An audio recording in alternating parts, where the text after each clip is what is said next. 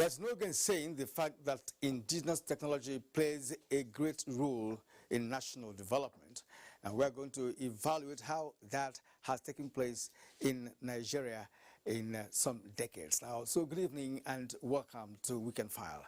Indigenous technology constitutes important part of any nation, and in Nigeria it was the mainstay of the economy in the pre-colonial era.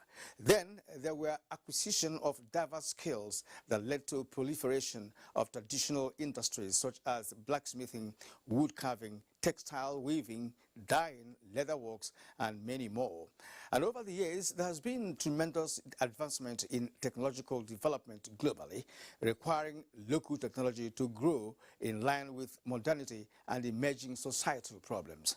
Pursuant to the needed advancement in Nigeria, many research institutes were established, and there had been many breakthroughs in their respective areas of research. But the snag is that most of the research results have not been accorded the necessary scale-up that can stimulate massive production of machinery and other science-driven products that can add value to other sectors of the economy. But with the advent of COVID-19, many institutions rose up to the challenge by producing required products for the prevention of the spread of the virus, such as disinfectant sprayers, automated hand washing and drying machines, as well as the sanitizers, which is a clear indication that the nation has what it takes to grow the economy via local technology. Tonight, we take a closer look at the local technology and national growth. And my guest is Dr. Mohammed Jibrin, the Director General of the National Board for Technology Incubation. My name is Kirin Umayo. The program now begins with the news.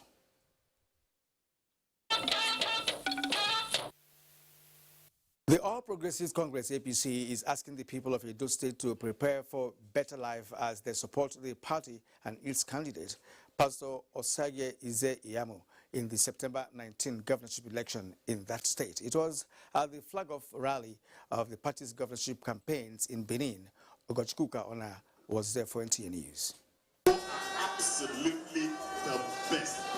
It was a gathering of supporters from the nooks and crannies of the state.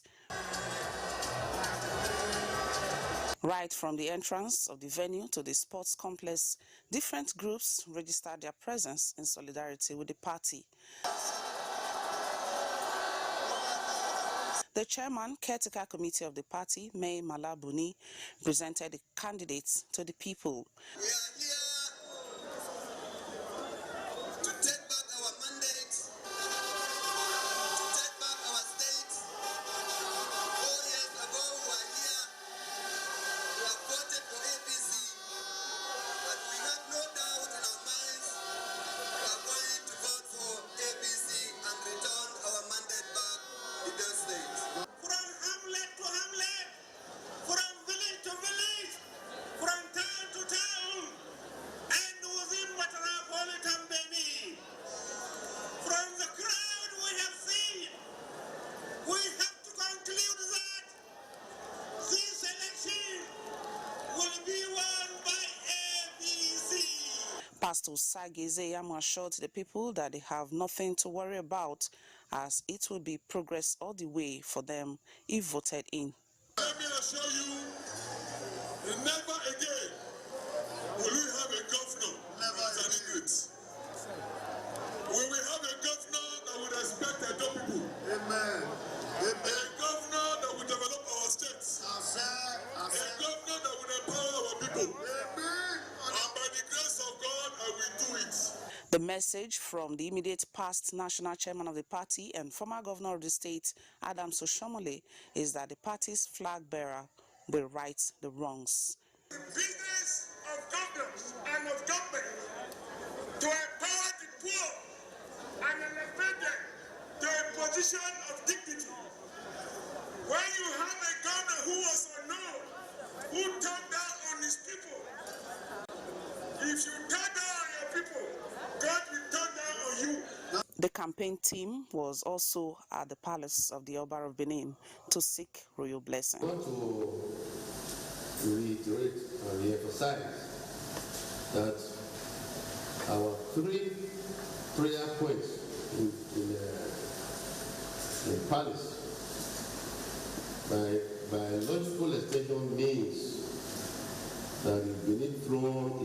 non-partisan.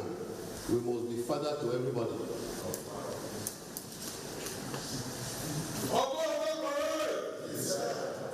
In Benin, Ogochkuka Ona, NTA News. The presidency has responded to the allegations by the People's Democratic Party, PDP, on the candidate of the APC for the Edo governorship election. Ruth Agowale has more on that. The presidency has responded to the allegations by the People's Democratic Party on the candidate of the APC, Pastor Osage Izeyamo, for the Edo governorship election. In a statement by the Senior Special Assistant to the President on Media and Publicity, Garba Shehu, says the People's Democratic Party, which has been struggling to clear its name from alleged deals with the underworld in Dubai and the United States, has no voice to attack the anti-corruption war of the Buhari's administration, following the president's endorsement of Pastor Osage Izeyamo of the All Progressives Congress for the governorship election in Edo State. It further adds that the PDP has forgotten its own history and antecedents, following a statement by the PDP, and I quote, "The president ought to have been aware that the candidate is standing trial for corruption," end of quote, and then went on to attack the government's war against corruption, alleging its failure. The presidency said, let PDP first withdraw the governorship nominations it gave to Ahmadu Fintiri and Bala Mohammed of Adamawa and Bauchi states respectively, before lashing out on the efforts of this administration in fighting corruption, as both PDP governors were actually on bail from criminal trial on several counts of fraud and embezzlement. On July 1st, 2016, the former acting governor of Adamawa State, Ahmadu Umaru Fintiri, was granted bail by the Federal High Court, Abuja. He was charged on June 30, 2016, by the Economic and Financial Crimes Commission, alongside his company, Mayem Construction and Properties Limited, on a 5-count charge of money laundering to the tune of 2.9 billion naira. Also, in the case of Bala Mohammed, the governor of Bauchi State, on May 10, 2017, was arraigned before the Federal Capital Territory High Court, sitting in Gudu, Abuja, on a 6-count charge bordering on abuse of office, false declaration of assets, and fraud to the tune of 864 million naira. According to the PDP, the presidency says Pastor Izeyamo is being persecuted by the EFCC alongside Lucky Maswen, former deputy governor of Edo State, Chief Dan Obi, PDP chairman in Edo State, and other leaders of the party in the state, Tony Azigbemi and Efe Erimwoge. Under the country's law, the statement emphasized only the courts can convict. A suspect remains a suspect until conviction. But if, in the view of the PDP, a suspect is guilty as charged, then they must show examples by withdrawing the nomination of their governors and the party's numerous senators and other legislators standing trial in various courts of the country. This cleanup drive by President Buhari's administration, it added, will only speed up with the ongoing investigations and trials. The current administration's cleansing exercise of the government, politics and economy in line with the zero tolerance for corruption will not be distracted. The national leader of the All Progressives Congress, Asiwaju Bola Ahmed Tinubu, has described the recent actions of the governor of Edo State, Godwin Obaseki, as an assault on constitutional democracy and the rule of law. He was reacting to the recent political events in Edo State. Olabode Arewa tells us more about it. Describing the legislature as an important arm of government, which should be accorded its rightful place in the scheme of things, Asiwaju Bola Tinubu said Governor Obaseki's refusal to inaugurate 2/3 of the elected members of the Edo State House of Assembly amounted to a rape on democracy that is capable of escalating violence in the state. Tinubu accused Governor Obaseki of sponsoring hoodlums to destroy parts of the House of Assembly building in Benin, spending public funds to defeat the will of the public. This, Tinubu said, was a tragic, cowardly, and perverse action capable of thwarting representative democracy in Edo State because no renovation work was slated for the Assembly building. Asiwaju Bola Tinubu said, by his refusal to permit duly members of the Assembly to perform their constitutional duties, tells a lot about the governor's ignorance of the Constitution noting that the legislature in all democracies remain the most important symbol of democratic governance. Although the governor's conduct is undoubtedly impeachable, Tinubu said Obaseki will soon learn the cost of this grave miscalculation, as the rule of law and preservation of democracy is too important to be sacrificed at the altar of any man's ambition, adding that his woeful leadership of Edo State will hopefully be brought to an end soon by the very people whose rights he has so carelessly trampled upon. Olabode Arewa, NTA News. The Nigerian National Petroleum Corporation (NNPC) has reached an accord with its partners, China National Offshore Oil Company and South Atlantic Petroleum, to settle all outstanding issues surrounding the development of oil mining lease. In its bid to meet the target of reviving production to 3 million barrels per day and unlock gas revenues to the tune of about $225 million in the short term and $510 in the long term for the Federation. Speaking at the signing of the head of terms agreement with the partners at the NNPC Towers, Abuja, the group managing director of NNPC, Mele Kyari, said the deal was part of the corporation's production sharing contracts PLC dispute resolution and renewal strategy of 2017, aimed at securing out-of-court settlement of all disputes around the 1993 production sharing contracts and agreeing on terms for their renewal. A press release by the corporation's Group General Manager, Group Public Affairs Division, Dr. Kenny Obateru, explains that the dispute arose from recognition of certain costs on the discordant interpretation of the physical terms of the production sharing contracts PSC by NNPC and the contractor parties. With the resolution and signing of the head of terms HOT document, which sets out the terms agreement in principle between parties, it will enable settlement of renewal fees and create an environment conducive to further development of OML 130 with associated benefits to the Federation. Mele Kyari said NNPC is doing this with every other partner in the PSC dispute. He is optimistic that the HOT will clearly position the NNPC and partners to proceed and have a full settlement that will benefit all. He commended China National Offshore Oil Company and Secretariat for their understanding. The managing director of CNOC, Mr. Jie Zhen Wenhen, said the agreement has opened a new chapter in his company's relationship with NNPC, stressing that it has provided a win-win situation for all parties on his part. Managing Director of Secretariat, Mr. Toyin Adenuga, said the resolution of the dispute was a very important step towards further development of OML 130 and other new fields, as the terms are now clearly spelled out. 325 Nigerians arrived Abuja and Lagos from USA 6th evacuation flight with Ethiopian airline ET509 on Saturday, 8th August 2020 from Newark, New Jersey. The flight departed on Friday, 7th August 2020 by 21:45 hours and estimated to arrive Abuja by 13:45 hours and Lagos by 16:30 hours on Saturday, 8th August. The flight manifest includes 128 male and 174 female and 23 infants, with a total of 101 passengers for Abuja, 224 for Lagos.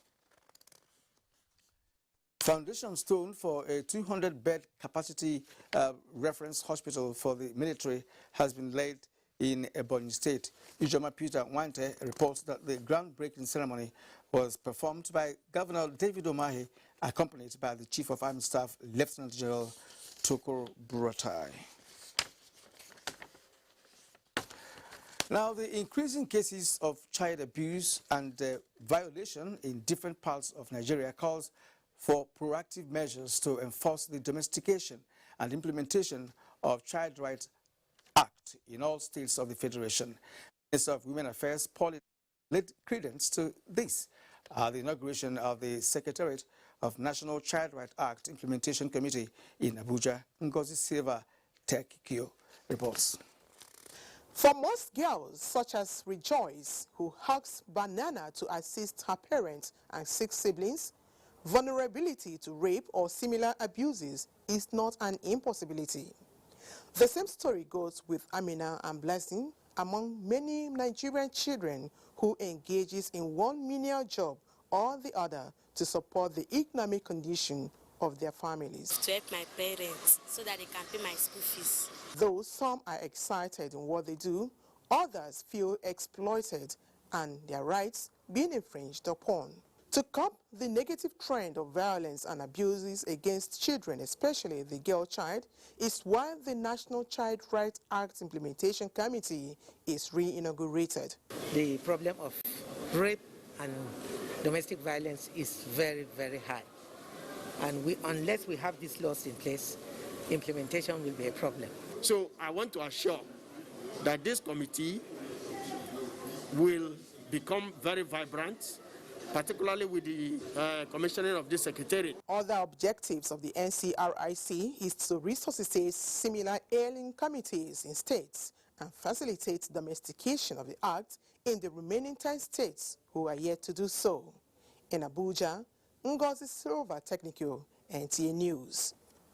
The Senate has commended President Muhammadu Buhari for assenting to the Companies and Allied Matters Bill passed by the National Assembly. A statement by the Chairman, Senate Committee on Media and Publicity, Senator Ajibola Basiru, says the President's assent was also a clear demonstration of the mutual cooperation between the executive arm of government and the National Assembly towards interventions aimed at improving the nation's economy through ease of doing business. The statement noted that the amended Karma law specifically accommodates provisions which insist on the disclosure of persons with significant control of companies in a register of beneficial owners to enhance corporate accountability and transparency. It expressed the willingness of the Senate to continue in line with its constitutional mandate to make laws for the peace, order, and good governance of the Federation. And similarly, the House of Representatives says the signing into law of the Companies and Allied Matters Bill by President Muhammadu Buhari will further improve economic activities in the country.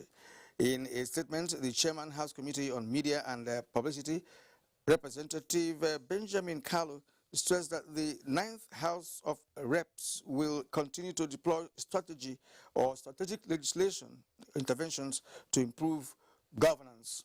He described as a landmark the signing of the Karma Bill by President Buhari, noting that it shows the resolve of both chambers of the National Assembly to work with the executive to improve businesses in Nigeria. Kalu pointed out that the law, aside facilitating the ease of doing business policy of the federal government, it will also enhance investments. The President General, Supreme Council for Islamic Affairs, Sultan Muhammad Saad Abubakar, says the Council and the Sultanate will continue to support the sustenance of peace, stability, and progress in Nigeria. The monarch was speaking while receiving the Attorney General of the Federation, Abubakar Malami, who visited him. Dalhatu Abdullahi reports. Sultan Muhammad Saad Abubakar said as traditional leaders, they will continue to support the administration of President Muhammadu Buhari to further guarantee more success of his governance. He challenged Nigerians on tolerance and love for one another in spite of diversities. He commended the Inspector General of Police, other security chiefs, and the Minister of Police Affairs in containing security challenges in the country. The Sultan also enjoined Nigerians to continue to support and cooperate with security operatives, as security is everybody's business. We pray to Almighty Allah subhanahu wa ta'ala to bring peace and stability to our various communities, our various states, and our country.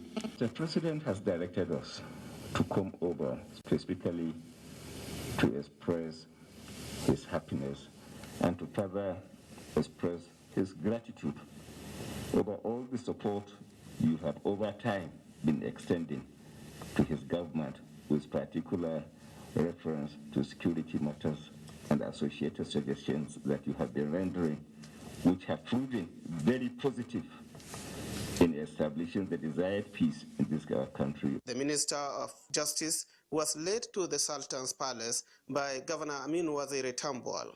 In Sokoto, Dalatu Abdullahi, NTA News.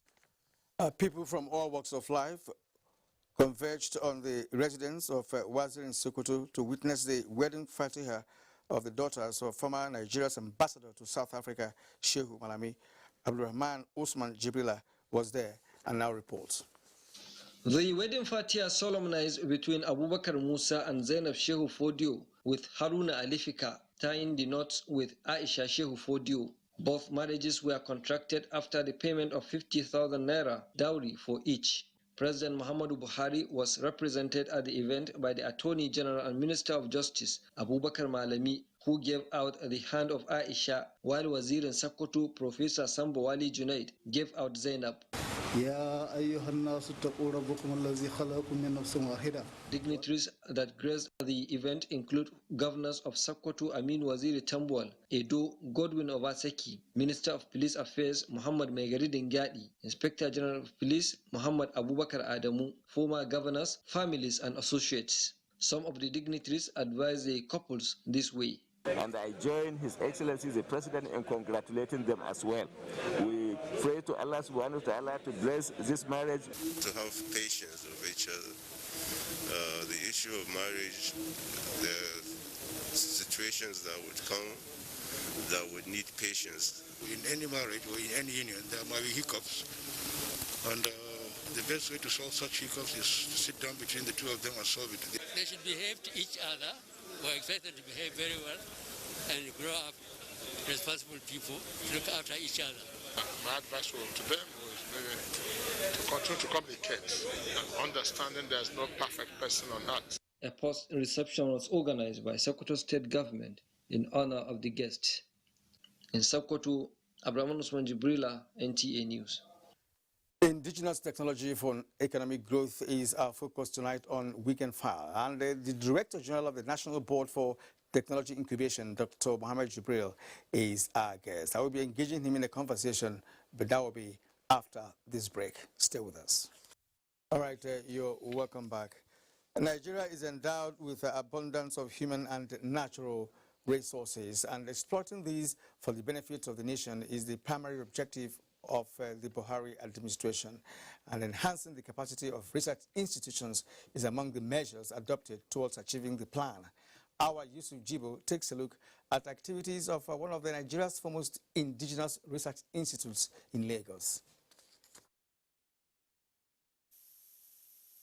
There are clear indications that great nations are not made by the abundance of resources inherent in them, but by the application of the technical know-how in the production of goods, processes, and services. The present administration is focused on bringing an end to near total dependence on importation of finished products by promoting the local content value chain. Institutions such as the Federal Institute for Industrial Research, Oshodi, is effectively driving this goal. Here in Firo, we have been able to make it for easy understanding into 4 focus areas, that is research and development into food and agro-allied processing. And we have also done research. The second area of focus is into pulp and paper processing. The third one is into development into packaging and product design. Standing before here is rice stoner. What it does is to clean rice that is, in the rural area where they process rice, the end result is rice with stone and some other debris, some other impurities. So what this one does is to remove impurities and then remove the stone. Kingsley Mbogu is a young Nigerian taxpayer who has keyed into the use of innovative technology to carve a niche for himself, be an employer of labor, thereby boosting the nation's economy. There are a lot of shops going on in the market, so you need to really put in more effort to stand out, to make a difference. Joseph Jato is another young Nigerian making a name for himself. The sugar, the salt, and the maize are all local content. Everything we use in our bread are all local content. Limitless others, like Kingsley and Joseph, abound in Nigeria, and the federal government, through relevant agencies, has set up platforms where they can thrive and cultivate for national development. In Lagos, Awal Yusuf Jibo, NTA News. While Nigeria is making breakthroughs in research and development of indigenous technologies, with many local geniuses coming up with great ideas and inventions which, if properly harnessed, can solve the country's socio-economic challenges. Funding has, however, been described as one of the challenges hindering the growth of indigenous technologies. Let's now bring in Salwa Khalil Ibrahim. Year in, year out, individuals and institutions put in their time and resources to turn out brilliant ideas and creations which could be the solution to some of Nigeria's problems in environment, health, agriculture, education, infrastructure, among others. Most times, however, these inventions end up on the shelves as prototype, mainly due to lack of funding. Even with the 2020 capital expenditure for science and technology, which stands at about 37 billion naira, and other foreign and local grant, which is set to come with stringent conditions for applicants, experts say increased funding remains key for research and development of local content. It will help in opening industries, small-scale industries, where you can see there are young innovators, people that are young. They have already acquired from schools. They have acquired from, skills acquisition centers. In 2018, President Muhammadu Buhari signed an executive order for the promotion of Nigerian content, science, engineering and technology, which is expected to, among other things, encourage indigenous infrastructural producers with incentives including single-digit interest on loans. Most of the research work that we do in the ministries are underfunded. We're trying to overcome it, to tell them, look, there's no need to fear. With adequate funding of research and development of indigenous technologies, indigenous inventions can be sufficient for local and even international consumption and stand at par with foreign inventions. Salwa Khalil Ibrahim, NTA News. Edo State is famous for its arts and crafts. This indigenous technology is an integral part of the culture and history of the people. Obehi Otobo reports on the economic impact of the industry and its challenges. Arts and craftsmanship among the Edos, especially the Benins, dates back as far as the 1440s. The artistic ingenuity of the Benins gained international recognition after thousands of Benin artifacts were carted away by the colonialists. One of the things that attracted the colonialists or people from different parts of Europe to Benin was her arts. We have bronze as a principal part of our art. We have ivory carving as part. We have wood carving which came in the 30s, the ebony. Ebony is as good as a bronze because it does not decay. Actual innovations of craft making started in the reign of the Obas. The Benin bronze has been here for as long as the kingdom. And when you see the process of bronze making, you will wonder how such crude method can produce masterpieces. This industry has not only helped to document the history and showcase the rich culture and tradition of the people, but also generates income for thousands of families through sales and tourism. This is a typical ponding section where the raw materials for bronze casting is processed, to where until it gets to the table or the workshop of the sculptor. In those days, we used bellow.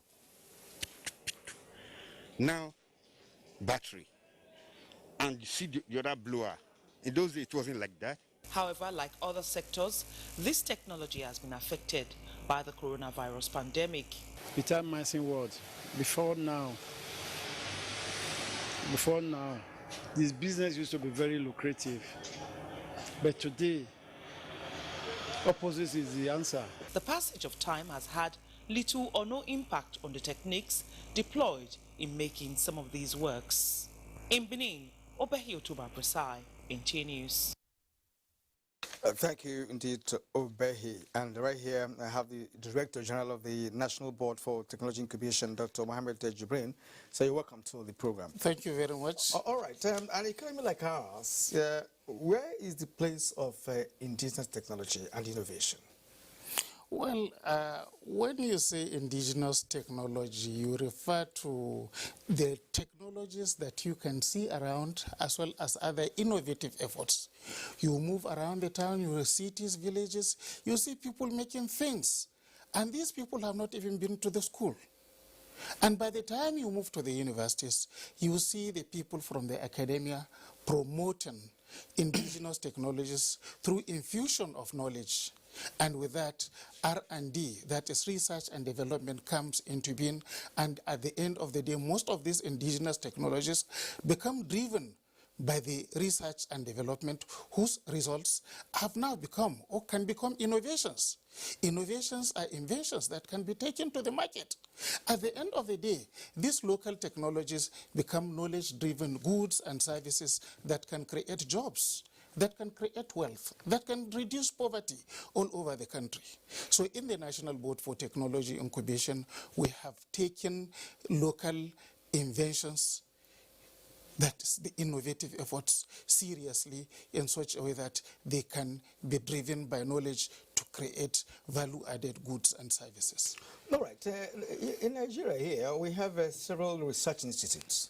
Yes. Some of them are mandated, of course, to carry out research in different aspects of technological development or scientific development, if you like. Yes, yes. And for so many years, these institutes churn out several research results, most of which are still, in the shelves of such institutions. Nothing has happened because, of course, it is believed that such will be translated, to products, machinery, and other science-driven products. So why has it been so over the years that the moving the research results to the floor of the manufacturing sector has been a huge challenge? Actually, when we say the little or no attention is given, we need to be very careful. In the recent years, government has realized the need to pursue research and development results. Even the university community are now establishing institutional-based technology incubation centers, where the lecturers, being the researchers, will be part of the commercialization of the research. Students have now realized that interfaculty communication, I am referring to the communication between the faculties of technology as well as businesses. Now they have started talking. They are coming up with bankable business plans. Some of the products and services are coming to become real, capable of contributing to the economy, capable of substituting what is imported or what can be imported. The only thing is we have a lot of things still in the shelf, and government needs to come and do more so that all these R&D results that are in the shelves can come out for commercialization, either through incubation in the technology incubation centers or direct via other supports. In the National Board for Technology Incubation, we have, as I speak, 36 technology incubation centers, with one located in each of the states of the Federation. And on account, we have now so far counted over 4,000 products, which I believe is more than any supermarket you can think of in the country. All products of inventions and innovations. We have documented numerous intellectual properties. Unfortunately, we are yet to see any vibrant IP, intellectual property policy in the country. When we have one on ground, that means we can straight pay attention to commercialization, and a situation will now arise when even the universities will be generating funds from intellectual property activities. All right. As done in other advanced countries, yes. All right. That's still a missing gap. But what is important that you have said is the fact that the current administration has shown a sufficient interest in ensuring that research results are commercialized. Yes. All right. We'll take a short break now. When we come back, the conversation will continue. This is Weekend Fact. Now, we'll be back very shortly.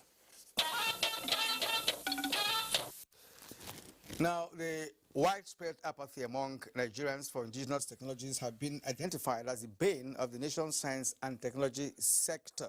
Despite government's commitment towards Nigeria's technological advancement, investment in that sector from the private sector has not been quite impressive.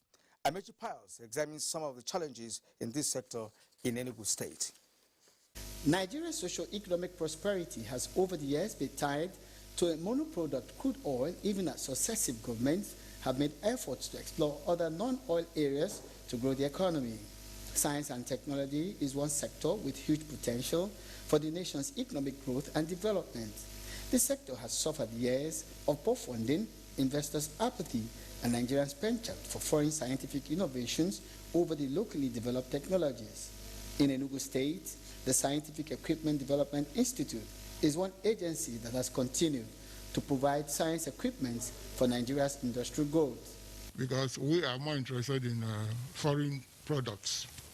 So that is why, research is very costly. So I think that is what is actually the problem of R&D in the country. Thousands of operators of small and medium enterprises have benefited from the Institute's technologies. Government, through the Technology Incubation Center in Enugu, is also providing a platform for research and development through the commercialization of technological innovations, as explained by the manager of the center. We have an entrepreneur who developed fire retardant, wood cell cure. We were able to link him with Peace Mass. There was an agreement, and Peace has taken over and generated over 2,500 jobs. Watchers of the industry believe that a lot more can be achieved when government policies are geared towards promoting a considerable investment from the private sector in research and development for the development of scientific equipment. In Enugu, Amechi Piles, NTA News.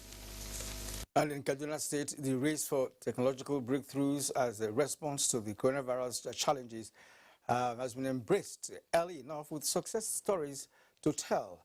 Now, Achari Maxwell chronicles some of the innovations and now reports. Since the declaration of coronavirus as a global pandemic by the World Health Organization, concerns have grown higher, with medical experts asserting clearly that there is no known cure for the virus. Preventive measures such as regular hand washing, physical distancing, and wearing of face masks remain the surest safeguards against contracting the virus. Since then, organizations put on their thinking caps, especially in the production of personal protective equipment to complement government's effort. In this region, the Nigerian Defense Academy, the Nigerian Air Force, and the Ahmadu Bello University Zaria set the pace with their inventions of critical equipment for prevention and management of the virus. So we believe that homegrown technology is better because you have these parts readily available, you have the knowledge to maintain it if there's any problem, and you have the capacity to build the number that you want to build without depending on somebody. Hospitals like Barrow Dikko teaching hospitals were not left out as they ventured into the production of alcohol-based hand sanitizers and face masks. For instance, we have the face mask, as you can see on my face, which covers my mouth and nose. It's made from fabrics. It's made of 2 layers, and in between we have a filter at the center here. So, and we have made it and distributed to all of our staff in the hospital to wear whenever they're within the hospital premises and also outside the hospital premises. As the global communities await the breakthrough for both cure and preventive vaccines against the deadly virus, experts still believe that staying at home, among other measures, remains the strongest weapon to win the war against COVID-19. In Kaduna, Achari Maxwell, NTA News. Thank you, Achari. Now, we're still for National Board for Technology Incubation, Dr. Jibrin. Tell us more about technology incubation in Nigeria. Of course, you highlighted a little bit of what your programs are, and that the establishment, you have centers, training centers for entrepreneurs in different parts of the country. Of course, I've been privileged to visit Kano and Mina and Nnewi at some point. Right, and what I understood actually is the fact that you are training entrepreneurs in different aspects of technological, development. Some are involved in different arts and crafts and what have you, different skills and what have you. Then when they pass out, what happens? Give us an idea, because this is where you are incubating younger generation of Nigerians in science-driven, science and technology-driven products. See, Technology Incubation Program is an integrated program provided by governments, academia, and the private sector to provide a platform for nurturing enterprises that are knowledge-driven, for nurturing researches and development results, for nurturing ideas that come from nothing towards becoming something. It is the yardstick used all over the world to measure the level of the economic development. In Nigeria, it is a program provided between the federal, state governments, as well as the organized private sector. While the federal government provides the technology focus, the funding, as well as provision of specialized facilities like equipment, laboratories, and workshops, the state are the hosts. They provide the fitting environment and the basic infrastructure. After the basic infrastructure, they maintain as well as make input to ensure that enterprises are really nurtured in line with the policy, function structures, and operation guidelines of the Technology Incubation Program. Usually, an entrepreneur that has a value-added initiative applies to the Technology Incubation Center. That application is censored. By the time we are convinced that it will add to the economic value, then we admit that entrepreneur for a period of not more than 24 months, during which that entrepreneur will be nurtured from pre-incubation, which is about articulating business technology plans, that is feasibility report, business plans, monitoring and evaluation, as well as other ingredients necessary for the success of that idea, including thorough knowledge of the market, acceptability, as far as that particular product is concerned. Okay. So by the time we are convinced, then next thing is to admit him into the real incubation within the center for the remaining period. Where, for example, that particular entrepreneur comes from far away from the center, we normally admit him under what we call extended incubation. That is a virtual concept. Yes. So we provide I want to know what happens to an entrepreneur after graduation. Yes. Of course, the policy you have just explained must have been adhered to, and he's now graduating. Yes. What next? Two things. Number one, while in the center, he enjoys a lot of subsidies, such that he can get something capable of becoming a small working capital, apart from what government gives. Like we have the Presidential Standing Committee on Inventions and Innovations, the two honorable ministers of Science and Technology made this provision, and entrepreneurs that have excelled normally enjoy this facility. That is number one. Number two, the host states normally provide a land where the graduating entrepreneurs relocate. Land allocation is very complex. It doesn't have to be in one place. Exactly. For example, Lagos State Government provided for Lagos Technology Incubation Center 2, Matori and Imota. Ogun State in Abeokuta provided a place for relocation at a place called Onijogojogo. Kano State provided a place in where we call Dawakinkudu, and so on and so forth. Where the state government fails, that means the entrepreneur after graduating will just move to another state and will start paying taxes. Pay taxes. Exactly. States, so the states are keenly interested. And that is the reason why in all the places where we have technology incubation centers, it is the states that are providing the land without any quarrel. Well, okay. Yes. All right. The DG, National Board for Technology Incubation, I'd like to thank you for coming on this program. Well, we are hoping that at some point in our history, Nigerians will begin to enjoy made in Nigeria, cars made in Nigeria, machinery made in Nigeria, products of all sorts, right? Nigerians are already enjoying, but they will enjoy more. More, exactly. Yes. All right. Dr. Mohamed Jibrin, yes. Thank you again for coming. Thank you very much. This is Weekend File. Next, let's take sports.